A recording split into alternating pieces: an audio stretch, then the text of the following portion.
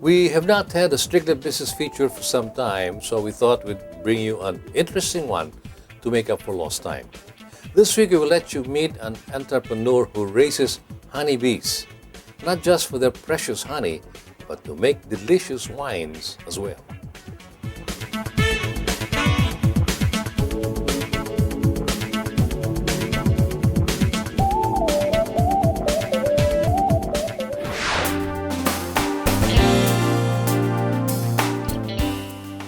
Dielle'S honey wine is by now regulars in government-sponsored trade fairs and big bazaars. In fact, they were exhibitors in the recent Sikat Pinoy Fair, sponsored by the Department of Trade and Industry. Mr. Luke Makababad is the innovative entrepreneur behind Dielle'S honey wine. Ako ay nakagraduate ng BS Biology sa UP Los Baños. And then, kasi dati gusto ko sana mag-medicine. Oh, it so happened na medyo kapos financially, kaya after graduation, nagtrabaho na rin ako. Nag-work ako dati as med rep, tapos sa sales usually yung aking naging field after graduation. In fact, Luke worked for 3 or 4 companies before he settled down to become a full-fledged entrepreneur, but that is going ahead of the story. Nung una kasi, habang nagwo-work pa lang ako, gusto kong magkaroon ng farm. So, kasi naiingit ako dun sa aking mga kaibigan na pag weekend, nandun kami sa mga farm nila. Kaya lang sabi ko, kapag nandito ka sa Maynila at wala kang malaking hindi ka pwede magkaroon ng farm. Ang farm lang naman, either poultry or piggery. It so happen na yung isang brad ko ay inintroduce ang honeybees. Sabi ko sa kanya, Brad, para yatang hindi tama. Kasi ba't ka pa mag-aalaga ng may isting ka, masasaktan ka lang. Sabi niya, tingnan mo para makita mo. So nung nakita ko yung setup niya, sabi pwede pala sa likod bahay, pwede subdivision. So, sabi niya, sige, pwede natin simulan yan. At saka kasi gusto ko lang magkaroon ng honey noon sa aming table para meron kaming consumption lang. So it all started with honey bago itong honey wine nila ito. In December 21, he attended a seminar to learn more about honeybees. Immediately after, he started raising honeybees and was already culturing 4 colonies of these busy bees. Yung isang bahay yon na andun yung isang reyna, andun yung worker bees, yung drones, yun ang nasa isang kahon na yon na ang reyna ay nangingitlog siya ng mga 1,500 eggs a day, na yun ang napipisa nagiging worker bees or kaya nagiging drones, kaya dumadami sila. Nagpuproduce sila ng honey kapag meron tayong tinatawag na honey flow. Dito sa Luzon, ang honey flow natin starts from January hanggang May. Ito yung panahon ng tagbulaklak. So, nagsisimula, either ang bulaklak niyan, pag mga January, February, yun yung mga undergrowth, mga cover crops, bago yung mga nasa malalaking puno na. But after a big harvest, he found himself with more honey than they could consume. So he gave away jars of fresh, natural honey to friends and neighbors.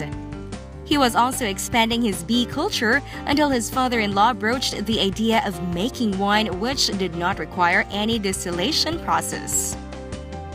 It was a hit-and-miss thing for Luke as he started fermenting honey at home with nothing more than improvised tools and make-do materials like bread yeast. Eventually, his father-in-law brought in better tools and he discovered wine yeast. He also did more research, joined organizations, and talked to other honeybee growers to learn more not only about the trade, but also about the nature of the honeybees themselves and the dangers they present. Ang unang-unang kategorya, bago ka mag-alaga ng honeybees, ay dapat wala kang allergy sa bee sting. Kasi kapag may allergy ka sa bee sting, either mamamantal ka ng gusto or pwedeng yun pa ikakamatay mo. Starting out in the business, Luke remembers that honeybees were more readily available 10, 15 years ago. Noong simula kami, that was 2001, mura pa noon. Kasi readily available, kasi may mga nag-aalaga noon na medyo bebenta sila at gusto nilang lumaganap ang beekeeping dito sa Pilipinas. Kaya ang cost noon ay medyo mababa lamang. Sa ngayon, medyo may konting kataasan ang investment. Kaya nga ang dapat talaga, bago ko mag-invest yan, pag-aralan mo.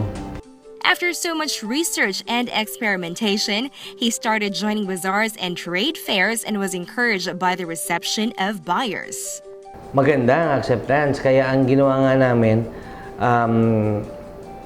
lalo pa kaming pinag-igi para makakuha ng mas kalidad at mapa-improve natin ng gusto ating mga wine.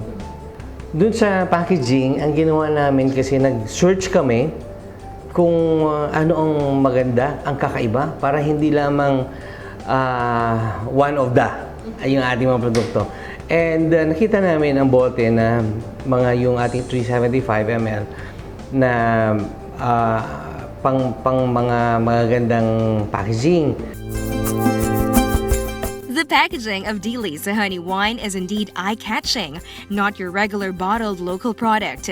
We asked Luke if he already has a distribution network for his products.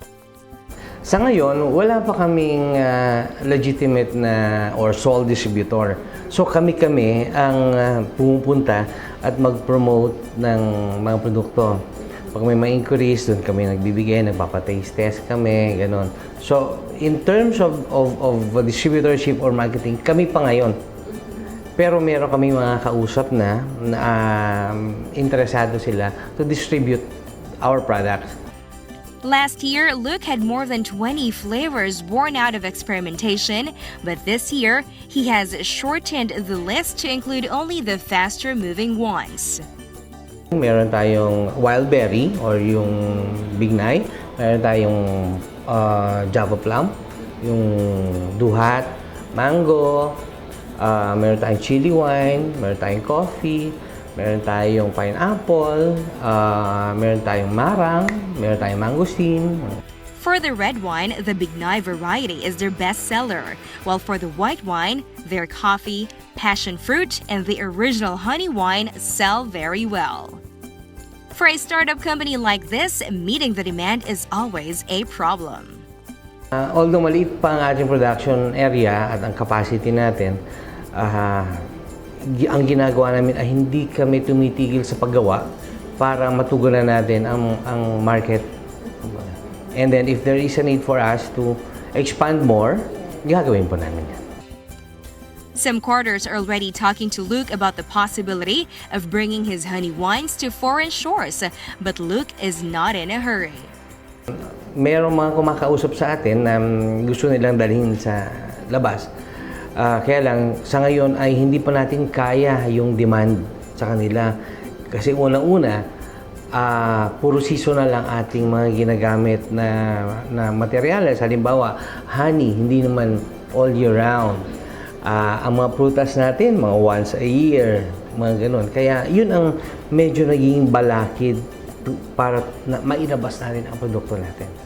For now, Luke is happy to serve the domestic market.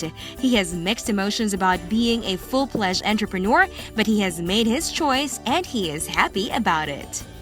Masarap na mahirap kasi masarap because kung sarili mo yung oras, kaya lang maraming pag-iisip at hard work ang gagawin mo bilang entrepreneur para lalong mapabuti ang kumpanya mo. Unlike kung empleyado ka, o kung ano yung task na binigay sa'yo, yun lang. Kaya lang, dito sa pagiging entrepreneur, dito mo mailalabas ang talento mo, ang sipag mo, ang tiyaga mo, para lalong umusbong ang iyong itinayong kabuhayan. Now, Luke cultures about 30 to 40 colonies per site. He had as much as 200 colonies before, but our climate now is presenting new challenges for his business. It is too hot, and there are some predators like birds to watch out for. Dielle'S, the name of his product, means godly. All his children have Dielle in their names, and he chose this name for his honey wines because he considers the business a God-given blessing. Luke showed us some of his bottled honey, which is not all the same. This is, medyo malaki siya, di ba? Apo. Kasi ito ay sunflower. Sunflower ang source.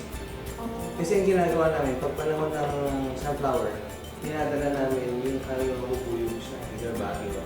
Kasi tagbulaklak ng sunflower. So parang dun sila kumuha ng nectar. Kumuha sila ng nectar para yun ang kanilang gagawin. Others came from more than one flower. When it is sunflower season, Luke transports his honeybees to places like Baguio and Tarlac. After the season, he brings them back to the city when the acacia and langka and mago trees flower. The resulting honey is not uniformly the same. Those made from mango flowers, for example, have a hint of mango with a tangy taste. These are his honeybees, and his workers seem oblivious to the dangers of bee stings because they have developed immunity as well.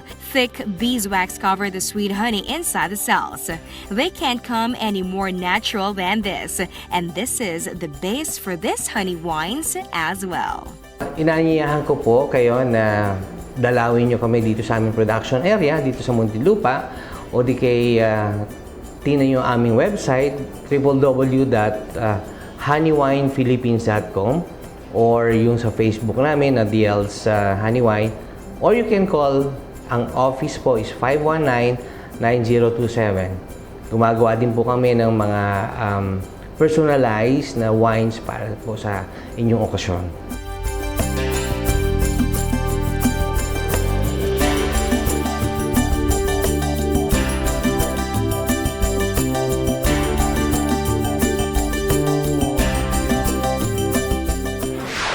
That is a fascinating business enterprise that is not for everyone.